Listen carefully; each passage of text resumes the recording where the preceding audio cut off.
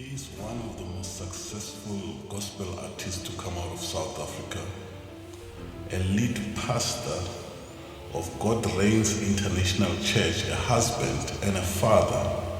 Please stay put for Pastor NDALA.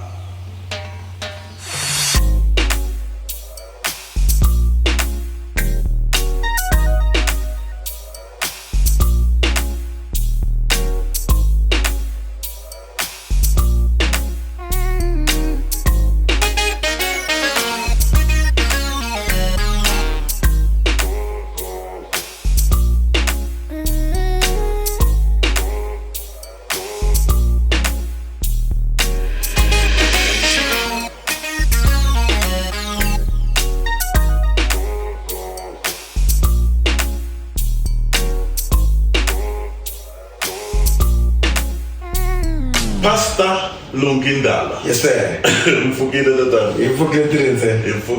Yeah. It's been a long time coming because I've been meaning to talk to you. Yeah. My team, that whole team there, yeah, and we always feed and think, who has substance? Yeah. Who can we talk to? Wow. And you're one of those people. Hey, I'm humbled to know that I got substance. Oh, look, we're watching you. Some people don't know that when they walk around there, we're looking at them. Yeah. That's amazing.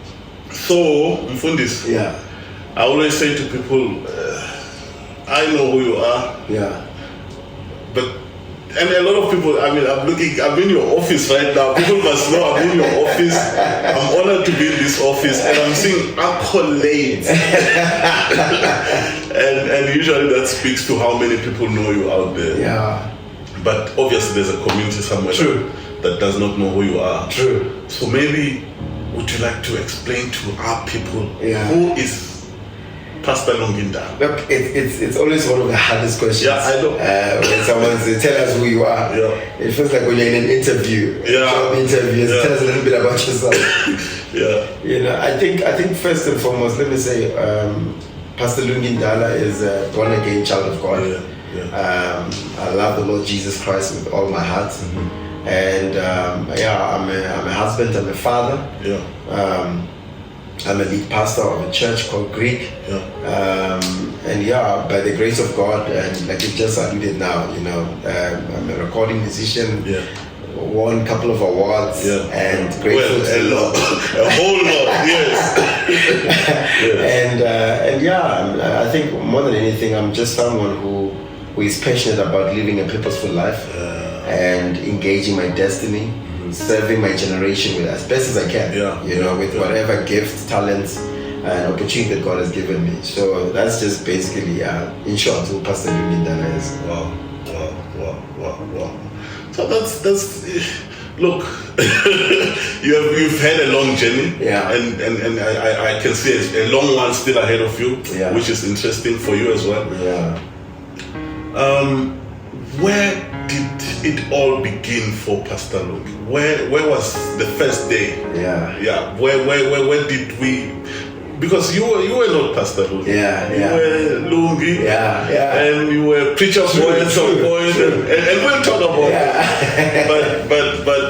But when does it all begin for you?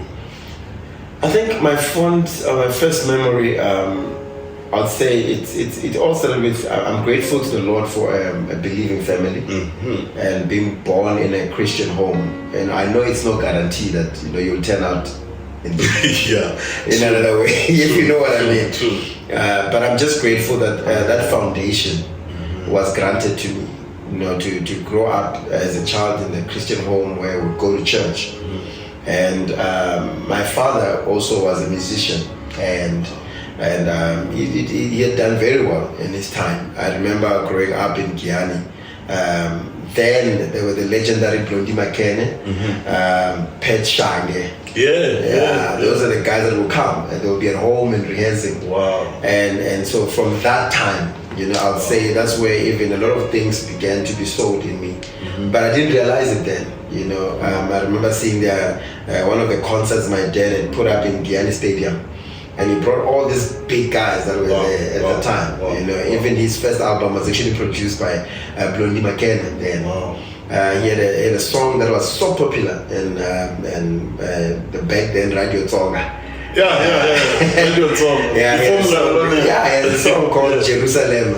And one of the things that I know it's something that he always reminds me of. He was the very first Tonga gospel artist to be on TV. Wow. If you track back to the SABC archives, he was the very first Tonga gospel artist to be on TV at that time, in the 1985 or so. So my background starts from there, and I'm saying growing in a church where you go to Sunday school, you learn to sing. You do Sunday school exams and tests, you win a little bit of awards as a child. But those were sketches. Those were foundational to who one became later in life. I still remember as well, when I was growing up in my uncle's church, Destiny Foundation, Pastor James Ndala, the very first time I sang in front of people, it was at the youth choir, and I will never forget the song we did. Was by that time I think it was Joy Celebration, a song led by Pastor Mtunzi Namba. Uthando olungapheliyo. Oh yes. Musa. And now here's the funny part. I don't really recall how the Zulu words were because it's matching. No, you were saying what you were hearing. Wow. And I think for me that is what happened, as a foundation of where does one come from.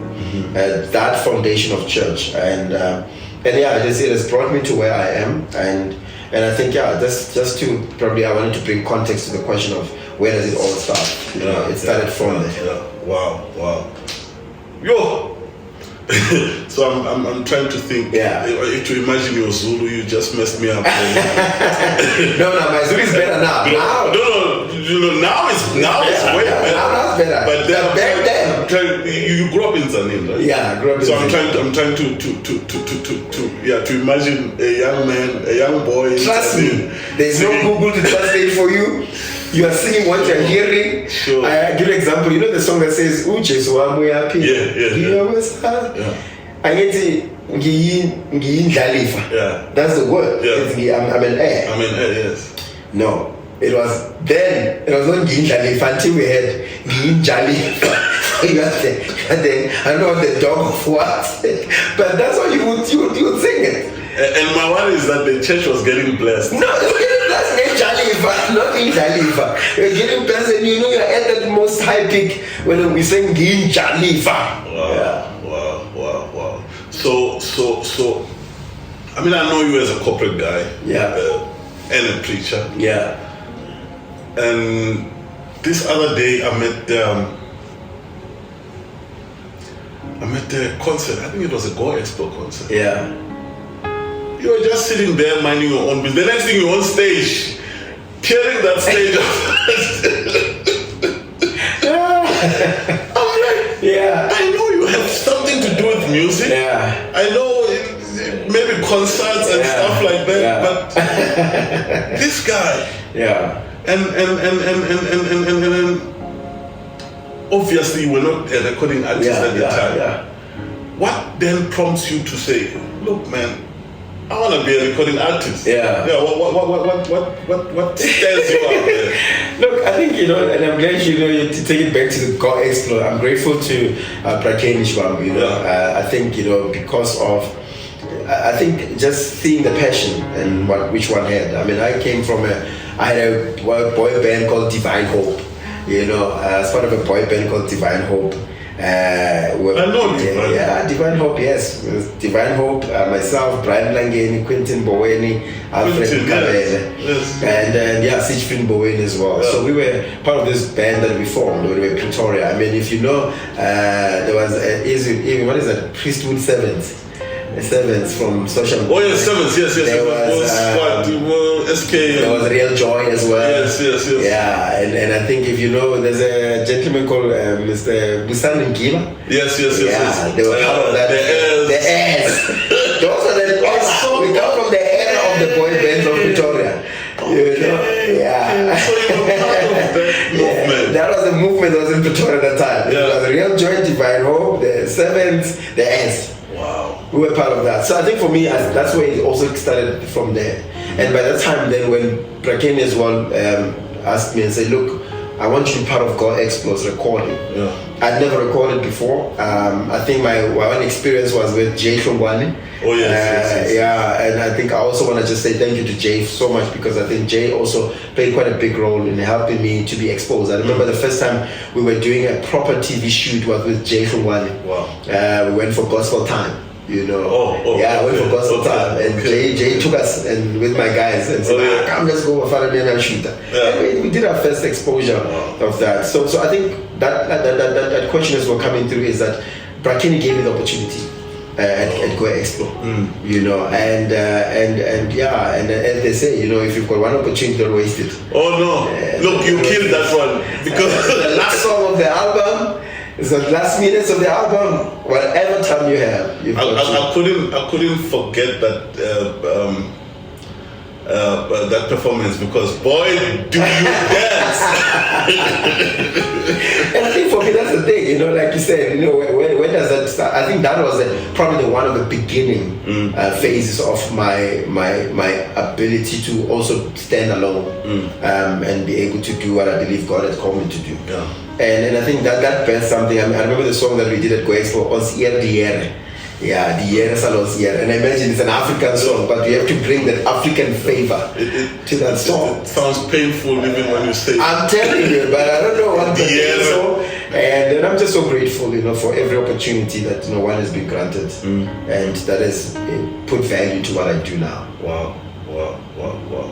And then you did your first album. Yeah. I was there, by the way. Yeah.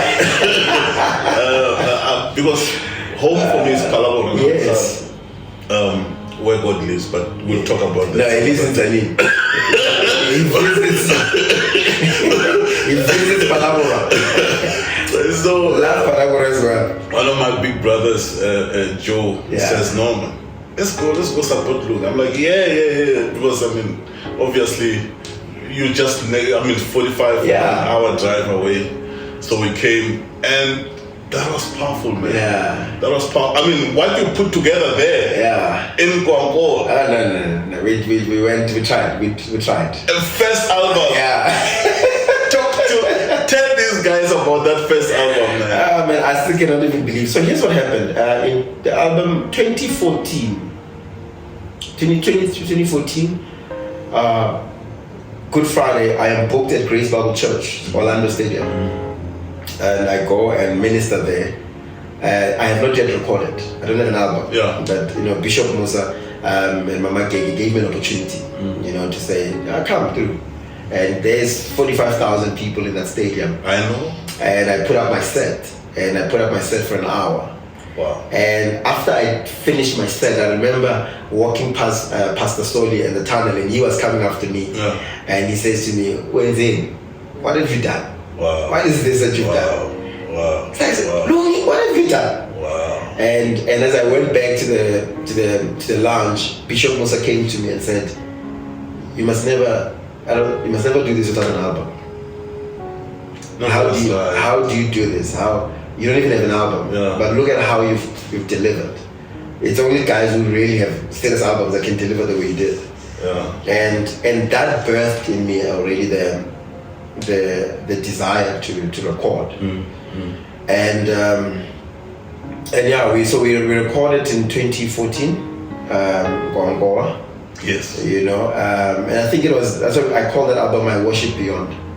Because after Bishop Musa spoke, I felt, you know, to me, the name My Worship Beyond also came from Abraham and Isaac. Abraham and Isaac are going to sacrifice, and Abraham tells the servants, stay here with the donkeys while me and my son go beyond to worship. Okay. And that's where, for me, worship, it's important to even say, it's not even a slow song. Yeah. He speaks of worship then without any allocation of the song. No tempo, no strings, no pads. But he says, I'm going beyond to worship. Wow. Meaning, what is the truest explanation of worship? It is total obedience. true worship is in obedience. Wow. That's what Abraham says, that I'm going beyond to worship, meaning I am moving from a place of comfort. I'm going to a place where it's no longer comfortable, but still I will obey him. And that's true worship. Like when it's not even comfortable, when you're not on stage, when there's no keyboard, no key, do you still go beyond the comfort? So it's just you obeying now. That's just for me, my music, honestly speaking. I always tell people, I'm like, to be honest, I have no business recording. I have no business recording. I don't have the greatest voice. I don't know how to hold a key. I don't know, what am I doing? And yet, I have to just yet you're one of the successful recording artists in this country, and it needs to be said. Look, listening to you, and I mean, you have energy for days. Your energy is contagious. Like nobody can stand next to you and not connect to that energy. But what I'm getting from you is your knowledge of the word. It helps. I think gospel artists, the word, guys, nothing will elevate what you do without that knowledge of the word. And I mean, there's evidence. We at my church, and I like saying I've been in one church for the past 22 years. Amazing. With one pastor for the past 22 years, and by the looks of things, when I leave there, I'm probably going home. Exactly.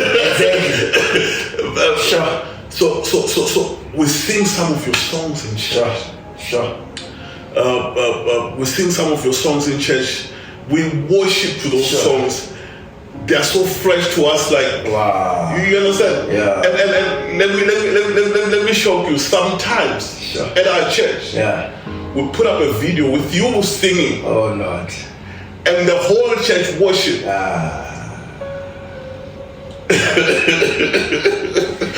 So it's because it's the substance I've been talking about. I think for me, like what you're saying, alluding to, I think it's all about obedience. And I think, I had someone, my first album, if you remember, there's a song called Soweto.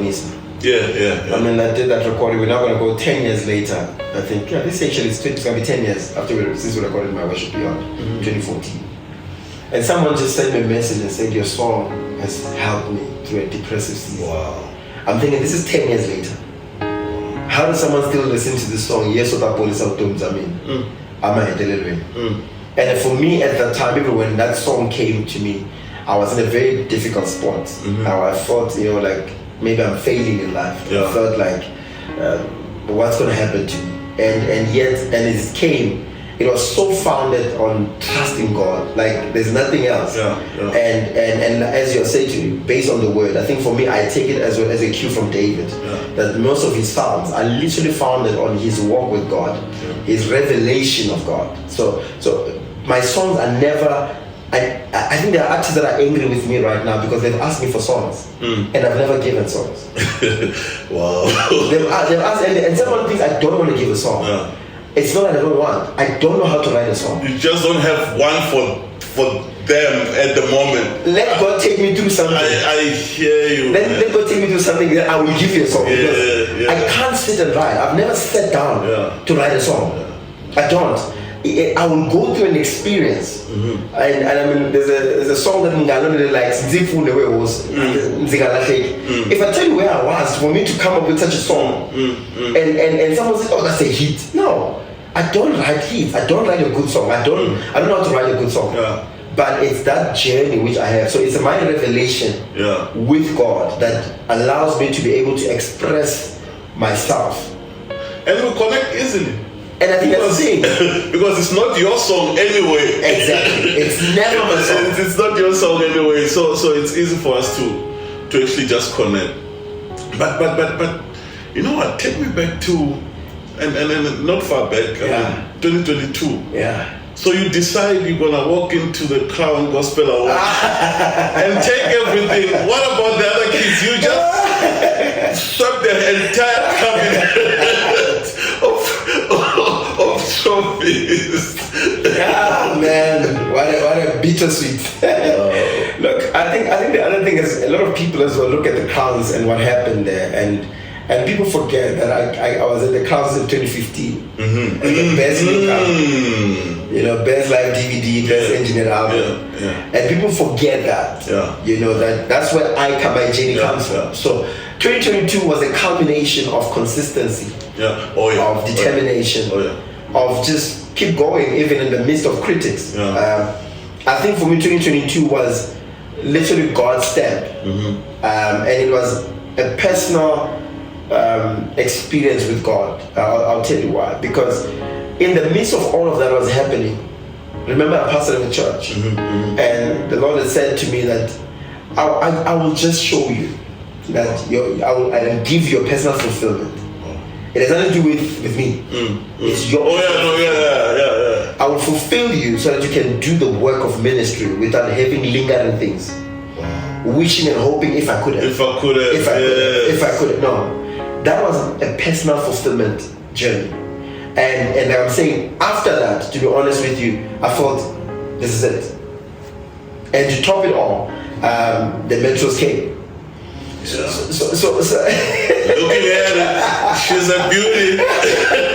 So I think taking back to that time, my journey with the crowns leads you as the best newcomer. And I think if people, the story should be if you don't give up and you're focused and determined. I mean, people forget that in 2017 I was nominated for best gospel male. I was there as well. Best song of the year. It was 2018. Again, Nhlanhla was nominated there, and that's an anthem. That's an anthem, and people forget that. And so, come 2022, you are seeing this man scooping all these major awards on the night. Wow. And I think I'm so grateful that God really helped us with the team that we had to really and our church as well was really supportive of me as their pastor. And I'm so grateful to the church that everybody really behind this and said it's not just Pastor Lungi's awards, it's our awards. And that's why you're coming here. They're here at church. They're not in my house. They're here at church because these were done collectively with the church. And so we won best praise song, best gospel artist and song of the year. And when I said bittersweet is because nothing was as difficult as probably upsetting favorites. Some might have thought, right? Nothing was and I'm grateful. I remember when I was walking on stage, actually Mom Rebecca Malope was screaming for me. I'm like, yes, Mom, thank you. Jesus, right, but I'm just so grateful, for what took place in the crowns. A great platform. I think it really goes a long way, and I know that other people. I was always draw controversy. I was always bring for people who don't know you, like you said. I must introduce myself in the start of this interview. That there are people who don't know you, so there are people who don't even know who Pastor Lungi is. But that does not mean there's no people who don't know who Pastor Lungi is. Walk into Soweto, they will tell you who Pastor Lungi is. Walk to Gauteng. Go beyond the borders. They will tell you who Pastor Lungi is. So, and that's why I think that was the tension as well, which for me was quite a bittersweet, but nonetheless, we thank God for those awards. But truth be told, there's nothing you can do in this life that won't make somebody to flourish. Definitely. And usually the more good you do, the more people walk away. The more they don't clap. Because if God is taking you somewhere, in my little thinking, if God is taking me somewhere, I have to have a whole lot of people destabilizing that journey. Because nobody wants me to get there. So I'm happy you see that fact, but also look, you've been. I mean, you had an anthem. We all probably thought that is the one. I mean, really, that's true. So God shows up sometimes. It's his thing, like you say, to say. He was just giving it to you. He was blessing you, and it had nothing to do with your power or the beauty of your recording and other things. There are people who think they're more deserving than the others. No, that's true. And that's the problem, where you sometimes do something and think, I deserve it, you know. And like I said, I mean, for me, it's important to realize, like, and I want to say this. I said it on stage there when I was receiving this award, that this is not just about me, but it's for a young person in Limpopo. Who I want them to dream. That you know. You're probably gifted than Pastor Lungi. You probably have the voice of Pastor Lungi, but you must remember that, you know, there's a lot of hard work and the grace of God that must come in. And for me, I believe that even those wins, the metro wins, was really to say it's possible. It can be done. It can be done. As long as you lean on the grace of God and you allow God to use you, God will elevate you in His own time. He will elevate you, and I think that's my story, really. I mean, I've gone through social media criticism, and I don't respond. I never respond. No, you don't have to. I never respond. I never pay attention. It was bad. Let me tell you, when I was starting, I had a baptism of fire. If I brought my wife here to tell you, 2015, I remember we released this album. Yes, and people just came. He doesn't have the voice. He doesn't have this. He doesn't have that. I remember one man of God said, you know what? You don't have the voice like David did not have a sword. But you've got a stone. You've got a stone. Says that's it. You don't have a voice like David did not have a sword. But he had a stone. That's a revelation. That's a gem right there. What happened is, it was not the stone that killed Goliath. It was the power behind that stone. And he said, that's what your voice does. It was the instruction behind the stone. And that's the thing, you see. So and once I got that, it really helped me to elevate and come above criticism. And say, I could have stopped in the first album. Honestly speaking, I would have just. Because, and so.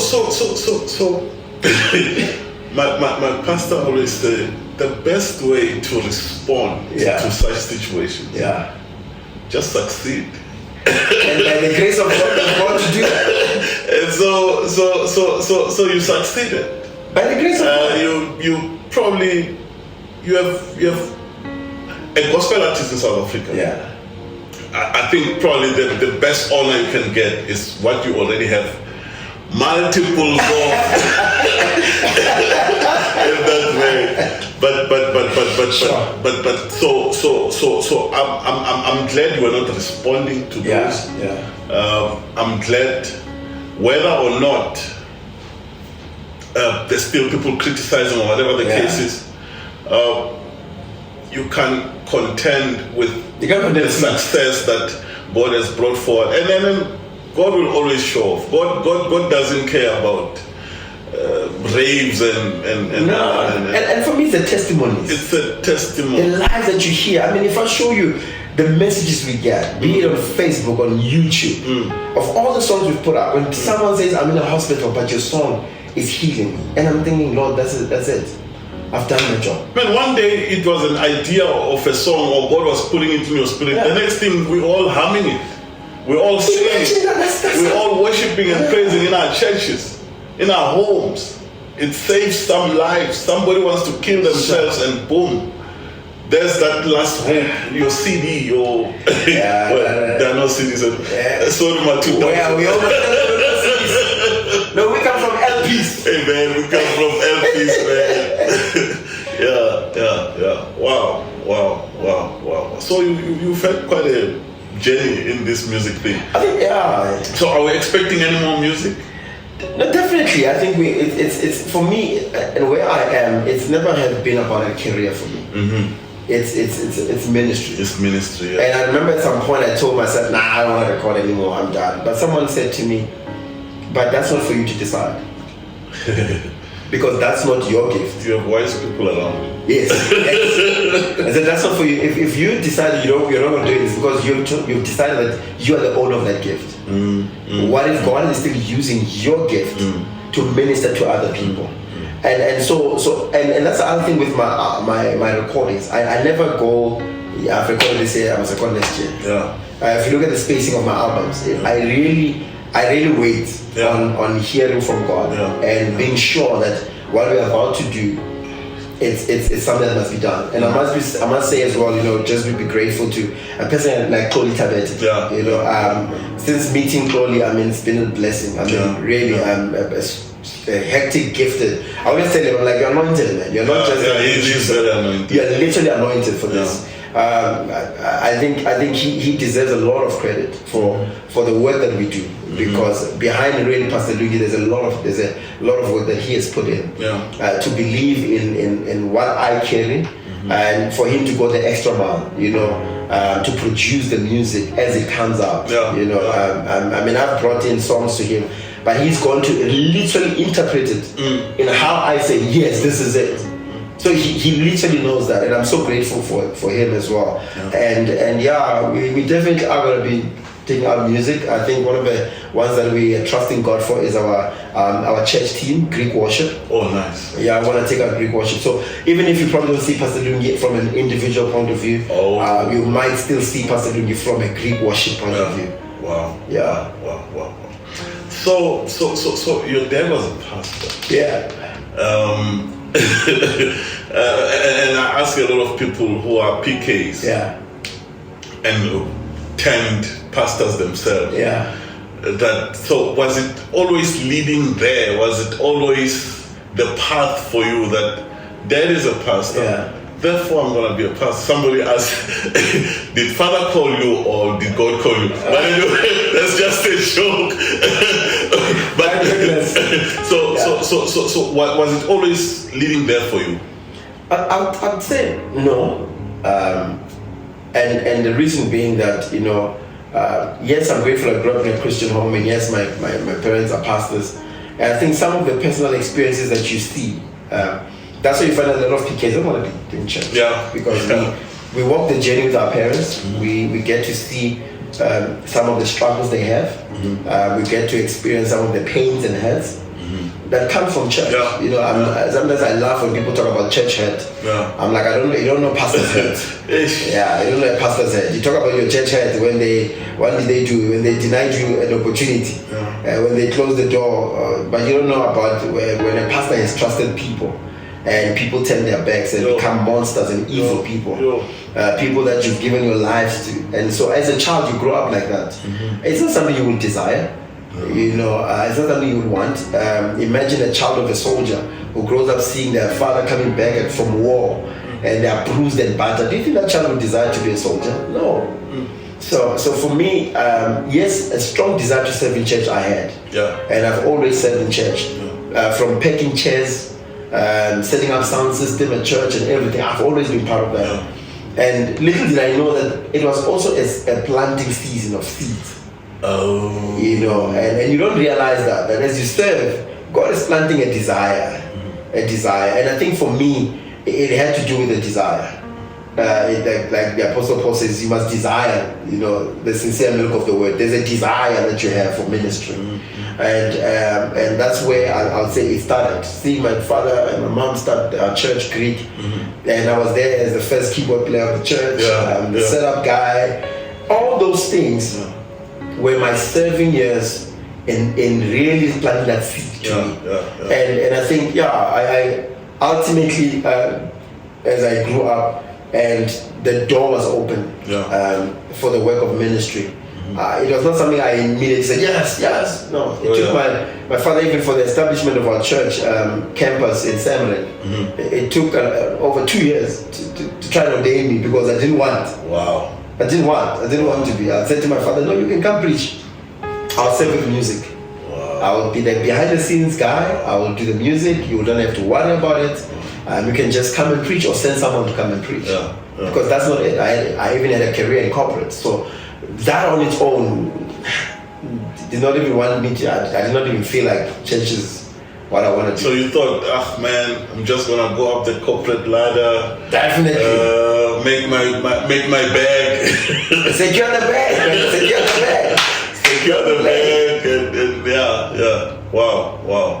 And how did you finally decide? Look, this is the turning point. I think as you talk about the corporate career path. I'm a young person. I'm in Joburg. I'm doing well in my career. At that time, when polo was polo. You drive a polo. I'm living well, and you can get sidetracked as well. you know. And to be sidetracked, for me, it was not as bad as, you know, you just go and get yourself sloshed and everything, and you know, no, it's not about that. But you get sidetracked because the lights are too bright. Oh yeah. Yeah, as fun as like it is, I mean, no, please.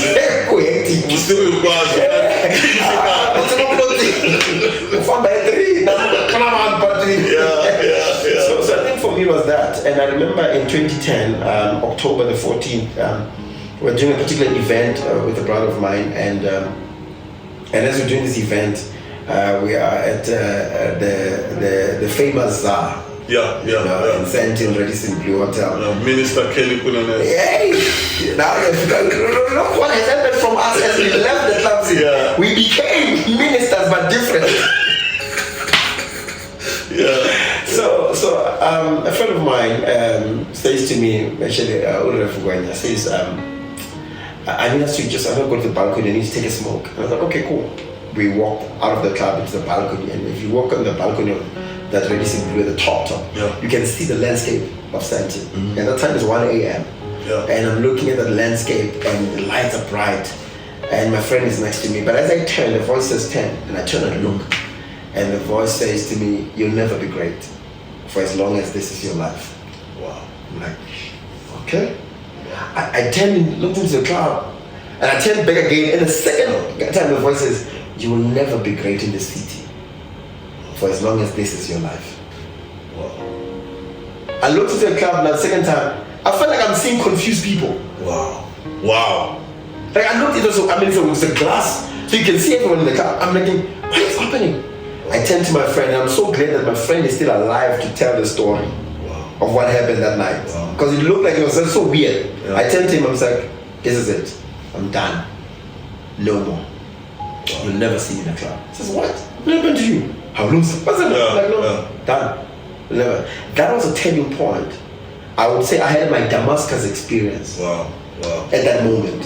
I walked into the club, went to my brother and bid him farewell and said, I'm going. So I wondered, what do you mean you're going? This time, where are you going? I walked out. Never looked back. Never went back. And I think that was God already birthing that in me. Because just after that, I think 8 months later, we launched our campus in Zambia. 8 months later? 8 months later. Wow. Since I walked out. Wow. And God has just been so gracious. Wow. So my question is, how many people get those moments? And also, how many people listen? Yes. How many people take the same initiative you took? Yeah. Wow. And you're right. I mean, people hear. People just don't want to obey. People can hear that this is not what God wants. This is not what God wants you to do. But we choose not to obey. We choose to trust our own plan.